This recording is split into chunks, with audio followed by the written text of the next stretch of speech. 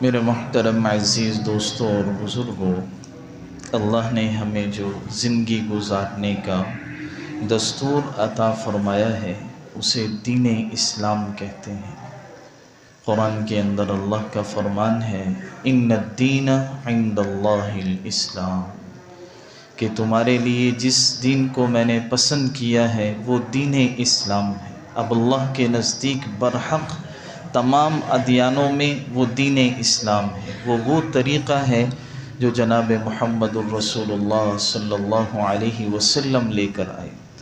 اور آگے آپ نے فرمایا وَمَن يَبْتَغِ غَيْرَ الْإِسْلَامِ دِينًا، کہ اب جو شخص بھی دین اسلام کے علاوہ کوئی اور راستہ اختیار کرے گا فَلَن يُقْبَلَ مِنْهُ، تو ہرگز وہ اس سے قبول نہیں کیا جائے گا۔ وَهُوَ فِي الْآخِرَةِ مِنَ الْخَاسِرِينَ، اور وہ آخرت میں بڑا نقصان اٹھانے والا ہوگا۔ تو دین اسلام کی جو بنیاد ہے، اللہ کے نبی کا فرمان ہے بنی الاسلام علی خمس، کہ اسلام کی بنیاد یہ 5 چیزوں پر ہے۔ پہلی چیز کیا ہے؟ شہادت لا الہ الا اللہ، کہ لا الہ الا اللہ کی گواہی دینا، اس بات کا اقرار کرنا کہ اللہ کے سوا کوئی معبود نہیں ہے، اللہ کے علاوہ کوئی حاجت روا نہیں، اللہ کے علاوہ کوئی داتا نہیں، اللہ کے علاوہ کوئی مشکل کشا نہیں ہے، اللہ کے علاوہ کوئی مالک نہیں، کوئی خالق نہیں، کوئی رازق نہیں، کوئی صحت دینے والا نہیں، سارے نفع نقصان صرف ایک اللہ کے قبضے میں ہے۔ اس بات کو سمجھنا، اس کا اقرار کرنا۔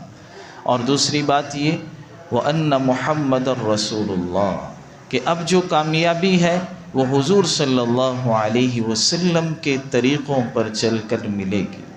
جو انسان بھی حضور کے طریقے کو چھوڑ کر کوئی اور راستہ اختیار کرے گا، آپ کی سنتوں کو نہیں اپنائے گا، تو وہ آدمی کبھی بھی کامیاب نہیں ہو سکے گا۔ کہ آخری نبی، ہمارے نبی جو ہے سچے نبی، وہ جناب محمد الرسول اللہ صلی اللہ علیہ وسلم۔ اور دوسری چیز فرمایا اقام الصلاۃ، نماز کو قائم کرنا۔ آپ نے نماز کی بہت فضیلت بیان فرمائی کہ سب سے پہلے جو ہے نماز ہی فرض ہوئی ہے، کلمہ آیا، اس کے بعد جیسے یہ بنیاد ہیں، یہ 5 ارکان ہیں، ان کی جیسے ترتیب ہے حدیث میں، ایسے ہی یہ فرض ہوئے۔ سب سے پہلے جو بھی اسلام لاتا تھا توحید کی دعوت اس کے سامنے، رسالت کی دعوت۔ پھر کچھ عرصے بعد 2 ہجری میں نماز فرض ہوئی۔ دوسرا فرض جو اسلام میں آیا وہ نماز ہے۔ اور نماز کے بارے میں یہ آپ نے فرمایا کہ نماز، جس نے نماز کو قائم کیا سمجھو اس نے دین کو قائم کیا، جس نے نماز چھوڑا اس نے سمجھو پورے دین کو چھوڑ دیا۔ اور آپ نے فرمایا نماز ایسی چیز ہے کہ قیامت کے دن سب سے پہلے نماز کا ہی حساب ہوگا، اور اللہ نے نماز کو سب سے پہلے بھی فرض کیا۔ تو نماز فرض اور قرض کی کوئی معافی نہیں۔ زندگی میں کبھی نماز رہ جائے تو اس کو قضا کرنا چاہیے، کوئی اس کا دوسرا طریقہ نہیں ہے کہ آدمی جو ہے اس سے خلاصی حاصل کر لے۔ جیسے بعض لوگوں نے بات بنائی ہوئی ہے کہ رمضان کے آخری جمعے میں اتنی رکعتیں ایسے پڑھ لو، ساری زندگی کی نمازیں جو تمہیں معلوم نہیں ان کی قضا ہو جائے گی، تو یہ بڑی غلط بات ہے۔ جتنی زندگی کی نمازیں رہی ہیں ان کی جو ہے قضا کرنا ضروری ہے۔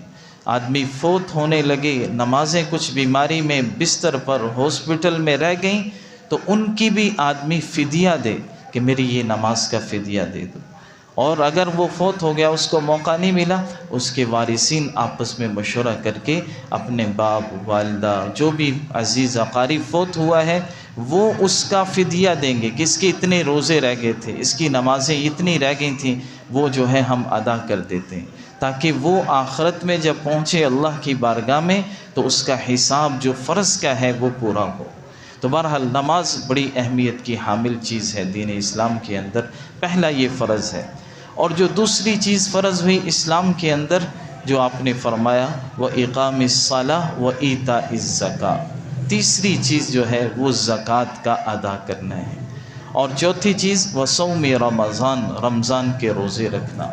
اور 5ویں چیز وہ فرمایا والحج البیت من استطاع الیہ سبیلا، کہ بیت اللہ کا حج کرنا، جو حج کرنے کی طاقت رکھتا ہو اس پر حج کرنا یہ فرض ہے۔ یہ 5 چیزیں ہیں کہ یہ اسلام کی بنیادی ارکان ہیں، کہ بنیادی ستون ہیں۔ ایک بھی اگر آپ چھوڑیں گے جس کی آپ کے اندر طاقت ہے تو گویا سمجھو وہ حصہ آپ کا گرا ہوا ہے۔ جیسے کوئی خیمہ لگا ہوا ہے، 4 اس کے جو ہے ستون ہیں، ایک کو بھی آپ گرا دیں گے تو وہ خیمہ صحیح قائم نہیں رہ سکے گا۔ اس طرح آپ نے تشبیہ دی کہ آدمی سب سے پہلے لا الہ الا اللہ، جیسے ایک محب ہوتا ہے اپنے محبوب کی توصیف کرتا ہے، حمد و ثنا کرتا ہے، ان 5 چیزوں میں یہ ہے کہ پہلے ہم اللہ کی حمد و ثنا کریں، اور پھر محبوب اپنے محب سے مناجات کرتا ہے، بات کرتا ہے، راتوں کو اس کے لیے جاگتا ہے۔ دیکھا ہوگا جس سے کسی سے محبت ہو جائے تو وہ راتوں کو اس سے باتیں کرتا ہے، بار بار اس سے پوچھتا ہے کیا کر رہے ہیں، کیا کھایا، یعنی ویسے ہی دل کرتا ہے اپنے محبوب سے بات کرنے کو۔ تو یہ نماز ہے کہ آدمی نماز میں اللہ سے مناجات ہے، راتوں کو نماز پڑھے، دن میں نوافل پڑھے، اللہ سے مناجات کرے۔ اور پھر محب کیا کرتا ہے؟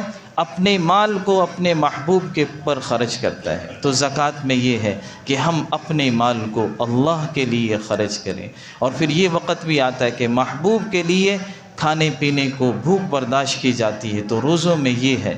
پھر یہ ہے کہ آدمی جو کامل ایمان والا ہوتا ہے پھر وہ محب کے دیدار کے لیے ترستا ہے، اور پھر ایک دیوانہ مجنوں بن کر اللہ کے پاس، اللہ کے گھر میں جانا، 2 چادریں پہن کر احرام کی حالت میں جانا، اور وہاں جا کر دیوانہ وار جو ہے بیت اللہ کو چومنا، کبھی اس پہاڑی پر دوڑتے ہوئے جانا صفا پر، کبھی مروہ پر، کبھی عرفات میں، کبھی مینا میں، اور عجیب کیفیت، ٹوپی نہیں پہننی، خوشبو نہیں لگانی، اور جو ہے کوئی خوشبو والی چیز استعمال نہیں، یعنی اللہ کی محبت میں دیوانہ وار پھرنا، یہ حج ہے۔ یہ اس کا تھوڑا سا خلاصہ ہے۔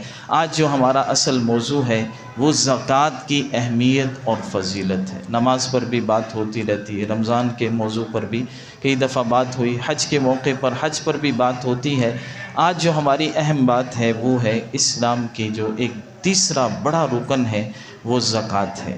اور زکوٰۃ کو اگر ہم سمجھ لیں تو یاد رکھیے کہ زکوٰۃ اگر آدمی سمجھ لے کہ زکوٰۃ ہے کیا تو دل خود مچلنے لگے گا کہ میں یہ خرچ کروں۔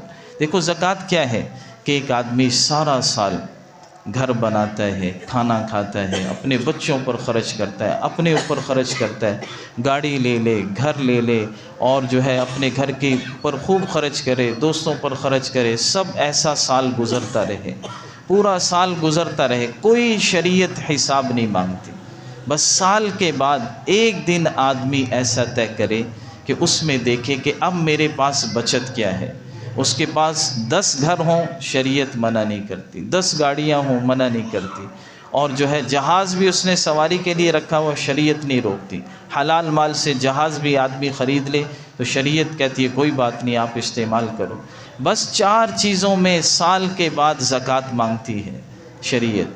اور اللہ نے دیکھیے اس امت کے ساتھ کتنی آسانی فرمائی ہے کہ پہلے یہ ایسا نہیں کہ یہ زکوٰۃ ہمارے اوپر بھی ہے، ہمارے اوپر ہی ہے، بلکہ پچھلی امتوں پر بھی تھی، اور ان پر زیادہ سخت تھا یہ حکم۔ قرآن میں ہے وَكَانَ يَأْمُرُ أَهْلُهُ بِالصَّلَاةِ وَالزَّكَاةِ وَكَانَ عِندَ رَبِّهِ مَرْضِيًّا۔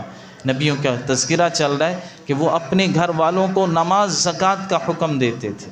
حضرت عیسیٰ علیہ السلام پیدا ہوئے تو انہوں نے آتے ساتھ یہ کہا قال انی عبد اللہ آتانی الکتاب وجعلنی نبیا وجعلنی مبارکا اینما کنت۔ اس طرح آگے جا کے آتا ہے کہ میں نماز بھی پڑھوں گا، زکوٰۃ بھی ادا کروں گا، یعنی پچھلی نبیوں پر۔ اور پچھلی قوموں میں 2 روایات آتی ہیں کہ 40% زکوٰۃ تھی، 100 میں سے 40 روپے اللہ کے راستے میں دینے، اور بعض روایات میں آتا ہے 25%، یعنی 1/4، یعنی 100 میں سے 25 روپے اللہ کے راستے میں دینا۔ اتنا سخت حکم تھا، لیکن اللہ نے ہمارے لیے آسانی کی ہے۔ 100 میں سے صرف 2.5 روپے، 100 میں سے صرف 1 لاکھ میں سے صرف 2.5 روپے ہمیں اللہ کے راستے میں دینے، 100 میں سے صرف 2.5 روپے اللہ کے راستے میں دینے۔ اب یہ دیکھیں، میں عرض کر رہا تھا کہ ہم اس کو سمجھیں کہ زکوٰۃ ہے کیا. سارا سال ہم خوب خرچ کریں اپنے اوپر، گاڑیاں خریدیں، کپڑے خریدیں، کوئی حساب نہیں مانگتی شریعت. بس 4 چیزوں کو ہم سال کے بعد دیکھیں کہ سونا تو نہیں ہے، چاندی تو نہیں ہے، مال تجارت تو نہیں ہے، یا اس طرح نقدی تو نہیں ہے ہمارے پاس. ان 4 چیزوں میں سے اگر کوئی چیز ہمارے پاس پڑی ہوئی ہے تو ہمیں یہ چاہیے کہ اس کو ملا کر ان 4 چیزوں کا مجموعہ ہم جمع کریں، اور اس کی جو قیمت بنے وہ بس اللہ کے راستے میں دینا. کتنی آسان بات ہے، اللہ نے ہمارے لیے کتنی آسانی کر دی. اور یہ ہم کسی کے لیے نہیں بلکہ اپنے لیے کر رہے ہیں. اب یہ بھی نہیں، پچھلی شریعتوں میں کیا ہوتا تھا کہ زکوٰۃ دی، زکوٰۃ کے بعد ادا کرنے کے بعد وہ مال جمع کرنا ہے، اور جمع کر کے پہاڑی پہ رکھ دینا ہے، اور پھر آ کے دعا کرنی، یا اللہ یہ میں نے زکوٰۃ نکالی، اس کو تو قبول کر لے. اگر حلال صحیح مال ہوتا تھا، آگ آتی تھی جلاتی تھی، ختم کر دیتی تھی، استعمال نہیں کر سکتے. لیکن دیکھیے اللہ نے ہمارا ایک تو پردہ بھی رکھا کہ ہم جب زکوٰۃ ادا کرتے ہیں تو پتہ نہیں چلتا کہ اس کے پیسے حلال نہیں ہیں، اس کے پیسے حرام کے ہیں، پتہ نہیں چلتا. اللہ نے چھپا دیا ہمارے عیوب. ورنہ پہلے جس کی مال صحیح نہیں ہوتا تھا، آگ آتی نہیں تھی، اس کا پڑا پڑا مال خراب ہو جاتا تھا، وہ دعائیں کرتے رہ جاتا تھا. اور جس کا مال صحیح ہوتا تھا وہ دعا کرتا تھا، آگ آتی تھی اس کو جلا کے راکھ کر دیتی تھی، وہ سمجھا جاتا تھا کہ اس کی زکوٰۃ ادا ہوگی. اب اللہ کی شان دیکھیے، اللہ نے ہمارے لیے کتنی آسانی کی ہے کہ ہم نے زکوٰۃ اپنے بھائیوں پر خرچ کرنی ہے. اپنی بہن کو دے دیں اگر وہ آپ سے علیحدہ رہتی ہے، بھائی اس کا کاروبار حساب مکان علیحدہ ہے، اس کو آپ دے سکتے ہیں. اسی طرح جو ہے اپنے رشتہ داروں کو دیں، اور جو ہے اپنے ہمسایوں کو دیں، اپنے جہاں آس پاس آپ نے خرچ کرنا ہے. کتنی اچھی بات ہے کہ ہمیں ایسا نہیں کہ اپنے مال کو جلانا ہے، اللہ نے آسانی کر دی. تو یہ ہے کہ بھائیو دوستو، خوشی کے ساتھ اپنے مالوں کی زکوٰۃ ادا کرنا یہ بہت ضروری ہے، اور حساب کر کے دینا. ویسے نہیں، بعض ساتھی دیتے رہتے ہیں اندازے سے، بس ہم دیتے ہیں، یا کوئی جو ہے کھانا پکا کے کھلا دیتے ہیں، یا سال بعد کہتے ہیں ہم میلاد کروا دیتے ہیں، بس وہ ہماری زکوٰۃ نہیں. ایسا نہیں، زکوٰۃ کا پورا ایک نصاب ہے، اور پورے طریقے سے اس کو جو ہے ادا کرنا ہے. پہلا تو یہ زکوٰۃ میں ہے کہ آدمی، ویسے زکوٰۃ کے مسائل کا تو اب وقت نہیں ہے، ابھی تو صرف میں اہمیت اور فضیلت بیان کروں گا. زکوٰۃ کے مسائل میں صبح فجر سے پہلے 7-8 منٹ 10 منٹ روزانہ انشاءاللہ اب زکوٰۃ کے مسائل بیان کروں گا. اس مجلس میں آپ آئیں اور زکوٰۃ کی ایک ایک بات تفصیل سے آپ کو سمجھائی جائے گی، وہ آپ سمجھیں، تاکہ زکوٰۃ کا آپ کو پورا نصاب پتہ چلے کہ کس پر ہے، کتنی ہے، کن لوگوں کو دینی ہے، کب دینی ہے. تو بہرحال خلاصے کی بات میں یہ عرض کر دیتا ہوں کہ سال میں ایک دن طے کرنا زکوٰۃ کے لیے قمری اسلامی تاریخ سے یہ فرض ہے. ورنہ اگر آدمی یہ طے نہیں کرے گا نا تو وہ اپنی زکوٰۃ کا حساب کر ہی نہیں سکتا. چاہے آپ رمضان میں زکوٰۃ دینا ضروری نہیں ہوتا، آدمی یکم ربیع الاول طے کر لے، یکم محرم کر لے، سفر کر لے، جو بھی آپ ہیں ایک تاریخ طے کر لیں. آج آپ نے دیکھا آپ صاحب نصاب بن گئے، یعنی آپ کے پاس اتنے پیسے آ گئے. صاحب نصاب اسے کہتے ہیں جس پر زکوٰۃ فرض ہو گئی، جس کے پاس 7.5 تولہ سونا ہو، یا 52.5 تولہ چاندی ہو، یا اس کی مالیت ہو. آج کل وہ تقریباً 5 لاکھ روپے بن رہے ہیں، 11,000 روپے تولہ چاندی ہے. تو اس لحاظ سے جس کے پاس 5 لاکھ روپے جس تاریخ کو آئے وہ اپنے پاس نوٹ کر لے. اور اسی طرح آدمی کے پاس نقدی پڑی ہو یا مال تجارت، اب وہ سال میں دیتا رہے، جو ہے خریدتا رہے، لیتا رہے، جو مرضی جو بھی کرے حلال جائز طریقے سے. اب جب اگلے سال وہ دن آیا، اس دن دیکھے کہ میرے پاس سونا کتنا ہے، چاندی کتنی ہے، مال تجارت کتنا ہے، اور اسی طرح نقدی میرے پاس کیش میں کتنا پڑا ہوا ہے، اور میں نے لوگوں سے لینا کتنا ہے وہ بھی ساتھ شامل کرے، لوگوں کا دینا کتنا ہے وہ اس میں سے مائنس کرے، وہ نکال دے. تو پھر جو پیسے بنے ان میں دیکھ لے، اگر وہ 5 لاکھ سے زائد ہیں تو زکوٰۃ فرض ہوگی. اب اس میں سے 2.5% اللہ کے راستے میں نکال. یہ اس کا خلاصہ ہے. اور بھائیو، زکوٰۃ سے ہوتا کیا ہے کہ زکوٰۃ سے اللہ مال میں اضافہ فرما دیتے. یہ بھی ہمارے لیے دیکھو، اللہ نے نا دنیا میں کوئی چیز سب کو، ساری چیزیں کسی ایک انسان میں جمع نہیں کی.